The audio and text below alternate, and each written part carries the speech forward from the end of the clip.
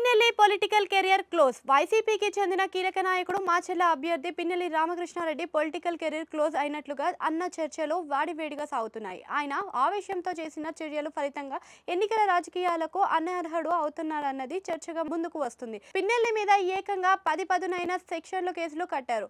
ఆయనను కనుక అరెస్టు చేస్తే బెయిల్ కూడా రాదని అంటున్నారు. దీంతో కౌంటింగ్ కి ముందే కటకటాలు పాలయ్యే అవకాశాలు ఉన్నాయంటున్నారు.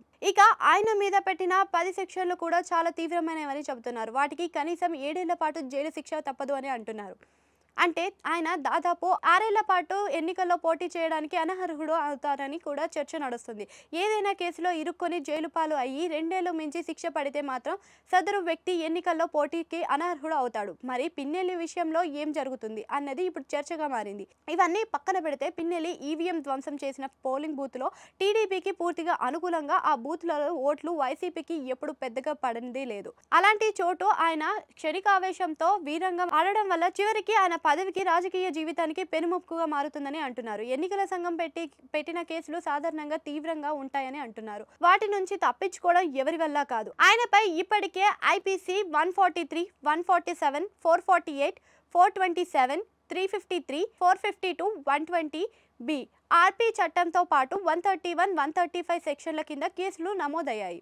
ఇవన్నీ సీరియస్ సెక్షన్లే అని న్యాయ నిపుణులు చెబుతున్నారు. ఒక విధంగా చెప్పాలి అంటే ఆయన పూర్తిగా ఈ కేసులో ఇరుక్కుపోయారని అంటున్నారు. ఇక 2009లో కాంగ్రెస్ నుంచి ఎమ్మెల్యేగా తొలిసారి గెలిచిన పిన్నెల్లి ఈసారి ఎన్నికల్లో ఖచ్చితంగా గెలుస్తారు అన్న అంచనాలు ఉన్నాయి. ఆయన తమకు ఓట్లు పెద్దగా పడని పోలింగ్ బూత్లోకి ఎందుకు వెళ్లారు అన్నదే ఇక్కడ ప్రశ్న.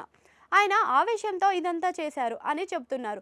అయితే ఏ విధంగానూ చేసిన పరిణామాలు తీవ్రంగానే ఉంటాయి అవకాశాలు కనిపిస్తున్నాయి. మరోవైపు చూస్తే పిన్నెల్లి కేసుని కేంద్ర ఎన్నికల సంఘం క్లోజ్ గా మానిటర్ చేస్తుంది. దీనిని చాలా సీరియస్ గా తీసుకుంటున్నారు. ఇప్పటిదాకా ఈవీఎంలు ధ్వంసం వంటి ఘటనలు దేశంలో జరిగే ఉన్నాయి. కానీ ఒక ఎమ్మెల్యే ఇలాంటి పనులు చేయడం మాత్రం ఎక్కడా చోటు చేసుకోలేదు. దాంతో ఈసీ 3వ కన్ను తెరిచింది. ఈ పరిణామాలు పూర్తిగా పిన్నెల్లి మెడకు ఉచ్చు బిగించినట్లుగా ఉన్నాయి. పిన్నెల్లి రాజకీయ భవిష్యత్తు మీద కూడా చర్చ సాగుతుంది. ఇంకోవైపు చూస్తే ఈసారి హోరాహోరీగా పోటీ సాగుతుంది అని అంటున్నారు. వైసీపీకి టీడీపీకి కూటమి అయిన ప్రతి ఒక్కరి సీటు కూడా చాలా ఇంపార్టెంట్. అలాంటిది వైసీపీ ఖచ్చితంగా గెలిచి సీటు విషయంలో ఇలా జరగడంతో ఆ పార్టీ శ్రేణులు కూడా ఆందోళన పడుతున్నారు. ఏమి జరుగుతుంది అన్నది కూడా తెలియడం లేదు అని అంటున్నారు.